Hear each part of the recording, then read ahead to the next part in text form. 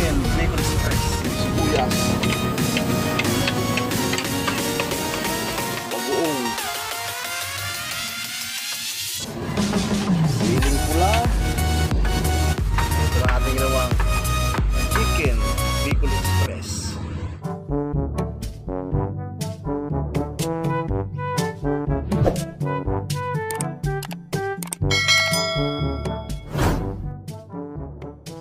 Isang mapagpalang araw na naman sa inyo mga katribo.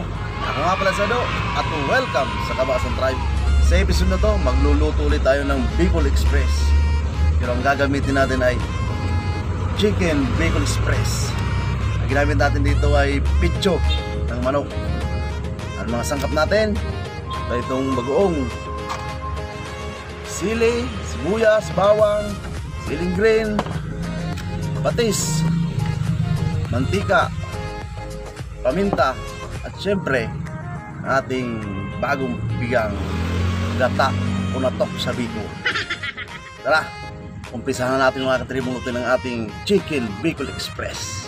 Yan mga katribo, umpisa na natin lutuin ng ating Bacon Express. Magila tayo ng konting mantika.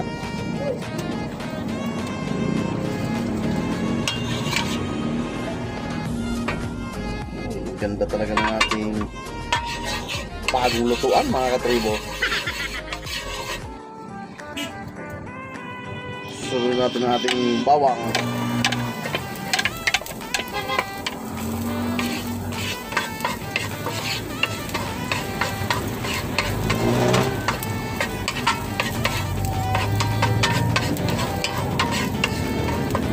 Sibuyas.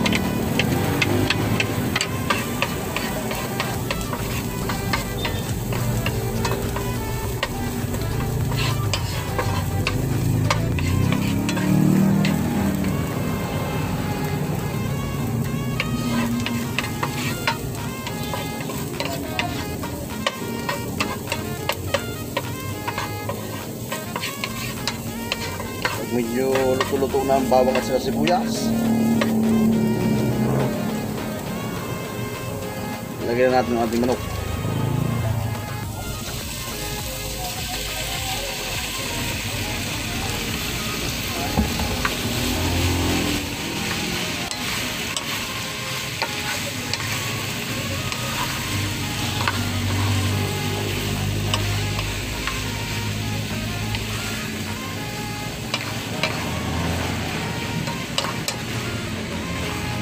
Pag golden brown lang natin.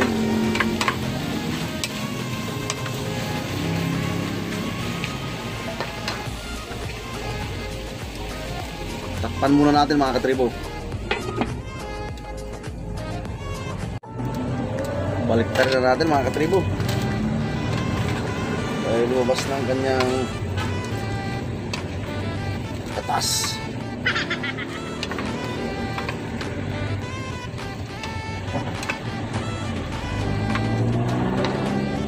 Tapon pa.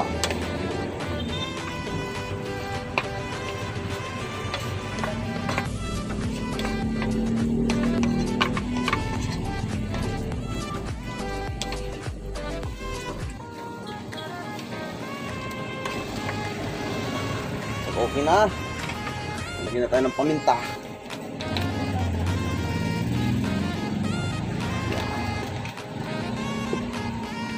Tsaka bagoong.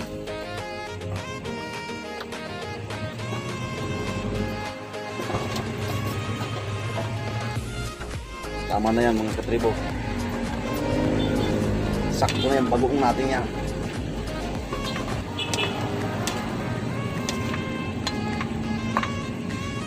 May sabaw na siya oh.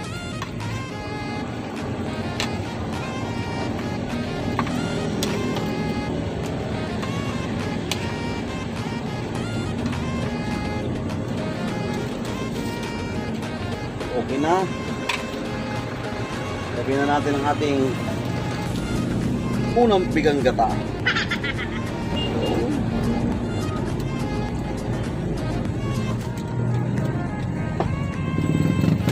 Tsaka kaunting patis para may lasa na siya. Tuhin ulit.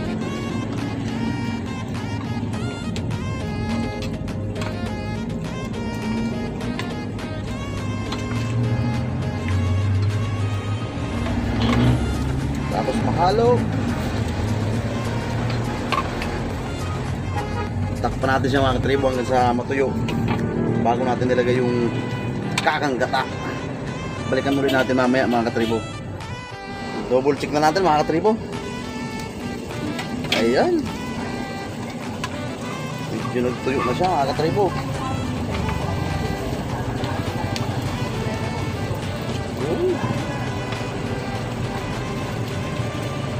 Mabilis lang lutuin ito mga katribo. Na, reduce na yung unang gata. Lagay na natin itong ating kakang gata o natok.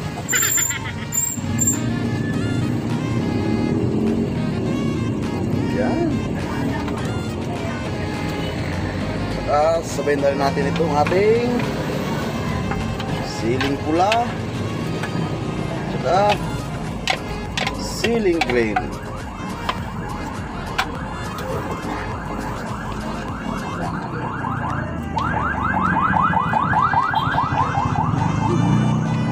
Ang sarap ng amoy mga katribo. Amoy na amoy yung sili. Kaya ganito mga katribo, huwag na natin takpan para hindi mamuo yung gata. Yung iba tinatakpan, pero tayo hindi natin tatakpan niya.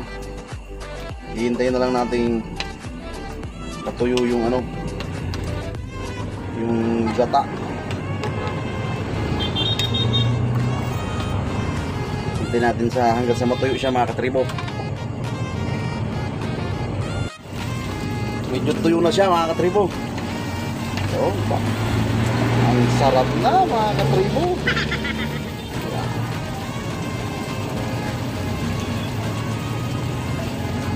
Bicol Express na Bicol Express ang dating.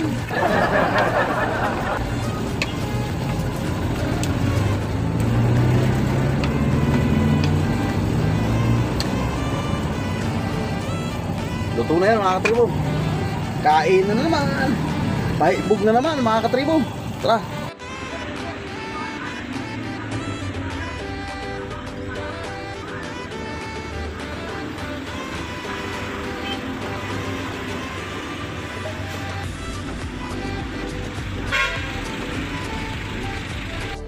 Kain na tayo mga katribo.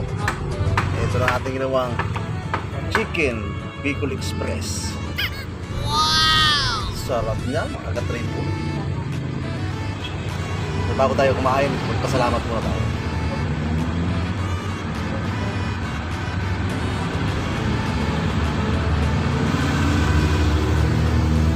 Yun! Kain na tayo mga katribo. Tikman na natin ito.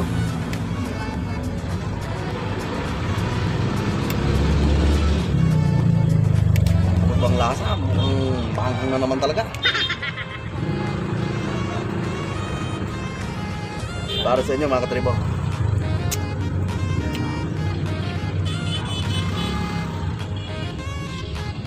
Napakasarap, napakaanghang.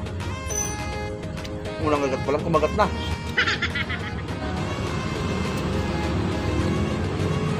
Sabi ang sili.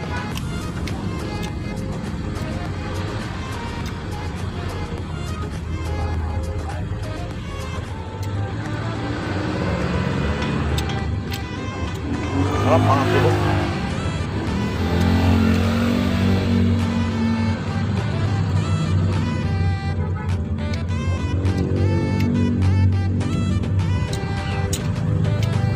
First time itong ginawa mga katribo. Yung magluto ng Bicol Express na chicken. Sabi din pala.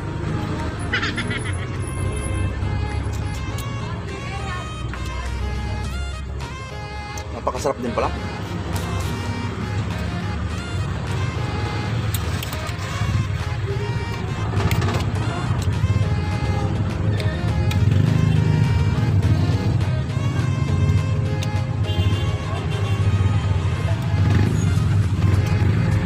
Grabe.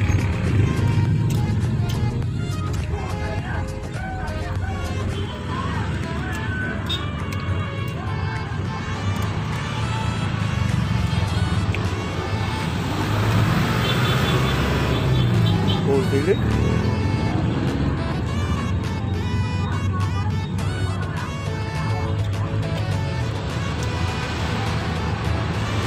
Up.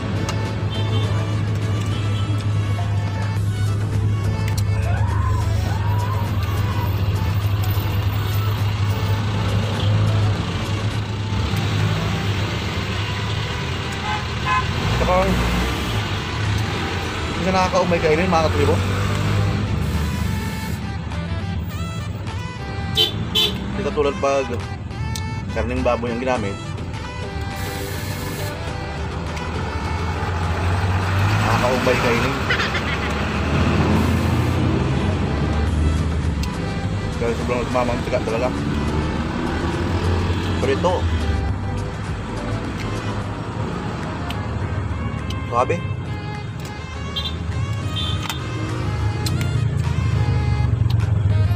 Talagang mapapa-extra rice ka mga katribo.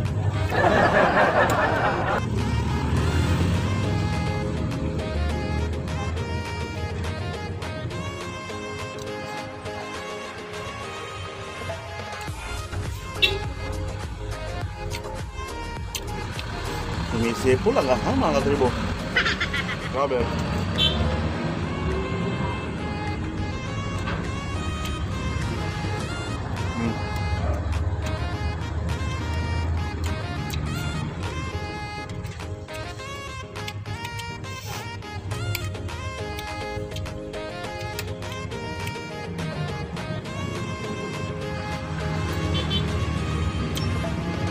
Masarap siguro nito, no? Binobullis pa yung manok mga katribo.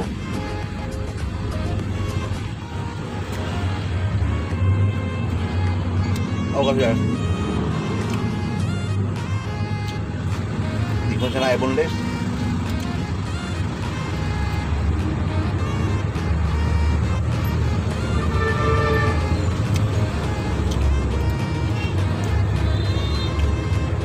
Madali na.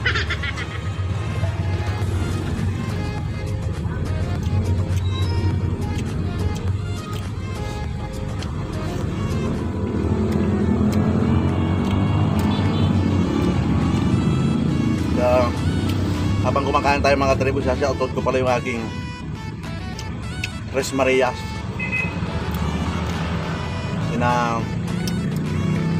Shoutout kay Jovelyn Basmayor, kay Daisy Bayabam, at kay Ay Bibilin, ang aking Tres Marias.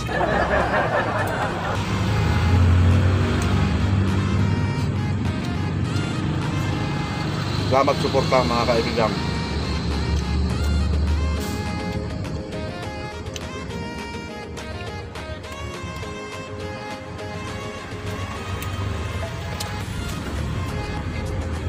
Napakasarap mga katribo.